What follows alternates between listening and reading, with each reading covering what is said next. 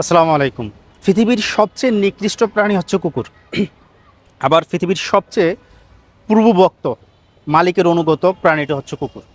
এই যে কুকুরটা কত শান্তভাবে বসে আছে দেখেন। আমি যদি ওর ফিটে এখন আলতো করে হাত দিয়ে দেই, সে কিন্তু এত শান্ত থাকবে না। সে খুবই উত্তেজিত হয়ে হয়তো আমাকে আক্রমণ করবে। এটার কারণ হচ্ছে, আমি জানি কুকুরটি ভালোবাসার প্রাণী, কুকুরকে ভালোবাসা যায়, আদর করা যায়, কিন্তু কুকুর আমার ভালোবাসা চায় না। সে আসলে আমাকে চিনে না, অপরিচিত একজনের থেকে সে ভালোবাসা নিতে চাচ্ছে না, আদর নিতে চাচ্ছে না। ভালোবাসা হয়তো ভালো, আদর করা ভালো, মানুষকে স্নেহ করা ভালো, কিন্তু আপনি সেটা যদি নিজ থেকে যে কোনো জায়গায় দিতে যান, সেটার রিয়েক্ট সবসময় ভালো নাও আসতে পারে। এই যে আমি এখন যদি ওর গায়ে হাত দেই, ও আমাকে কামড় দিবে, কারণ ও আমাকে চিনে না। আর যদি এই কুকুরটা আমাকে চিনতো, যদি এই কুকুরটা আমাকে ভালোবাসতো, আমি ওর গায়ে হাত দিলে, ওকে আদর করলে, সে কিন্তু আমার সাথে অনুরূপ ব্যবহার করতো না।